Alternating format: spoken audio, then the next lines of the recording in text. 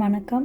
இன்றைக்கி ஹெல்த்தியான முருங்கைக்கீரையில் சட்னி மற்றும் துவையல் எப்படி பண்ணுறதுன்னு பார்க்கலாம். பேனில் 1 டீஸ்பூன் எண்ணெய் சேர்த்துக்கலாம். எண்ணெய் சேர்த்துட்டு இதில் க்ளீன் பண்ணி வச்ச முருங்கைக்கீரையை நல்லா சேர்த்துட்டு நல்லா வதக்கி எடுத்துக்கலாம்.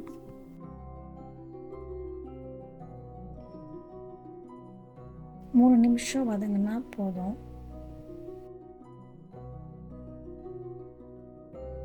இப்போ பேனில் 1 டீஸ்பூன் எண்ணெய் சேர்த்துக்கோங்க.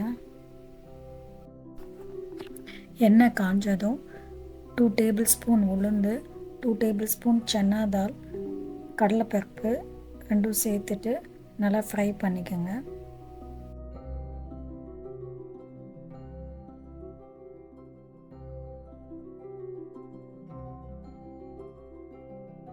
நல்லா ஃப்ரை ஆனதும் அது கூட 1 டீஸ்பூன் வேர்க்கடலை சேர்த்துட்டு நல்லா ஃப்ரை பண்ணிக்கலாம்.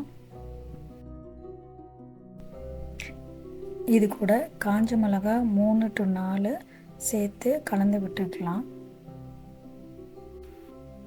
காஞ்ச மிளகாய், வேர்க்கடலை, உளுந்து, கடலைப்பருப்பு எல்லாம் நல்லா ஃப்ரை பண்ண உடனே வெங்காயம் 1 சேர்த்து நல்லா வதக்கி விட்டுக்கோங்க. வெங்காயம் நல்லா வதங்கியதும் கருவேப்பிலை, கொத்தமல்லி, புதினா எல்லாம் சேர்த்து அது கூட சேர்த்து நல்லா வதக்கி விட்டுக்குங்க.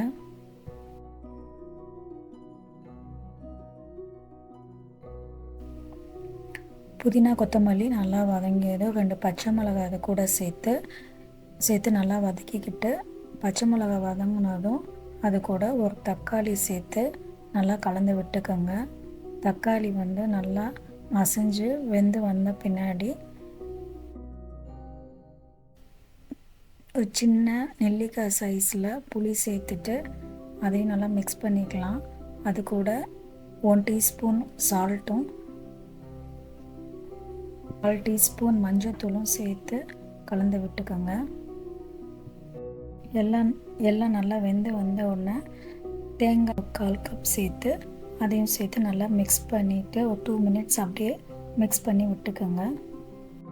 இப்போ சாட்டே பண்ணாத எல்லாத்தையும் மிக்ஸிக்கு ட்ரான்ஸ்ஃபர் பண்ணிவிட்டு அதில் நம்ம வதக்கி வச்ச முருங்கைக்கீரையும் சேர்த்துட்டு நல்லா மிக்ஸியில் கிரைண்ட் பண்ணிக்கலாம்.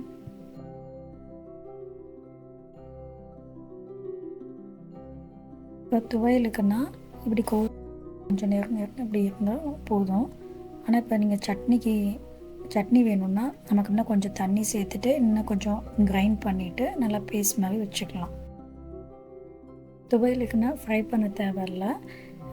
சட்னிக்கு கொஞ்சம் எண்ணெய் சேர்த்துட்டு 1 டீஸ்பூன் எண்ணெய் சேர்த்துட்டு சில்லி 1, கடுகு, உளுந்து 1 டீஸ்பூன், கருவேப்பிலெல்லாம் சேர்த்துட்டு அதை தாளித்து அரைச்சி வச்ச கீரையில் கலந்து விட்டுக்கோங்க.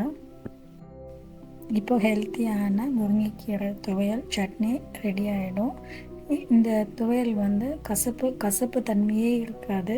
நல்லா டேஸ்ட்டாக, புளிப்பாக, ஸ்பைஸியாக இருக்கும். பசங்களுக்கும் கொடுத்து ட்ரை பண்ணி பாருங்கள். தேங்க்ஸ் ஃபார் வாட்சிங்.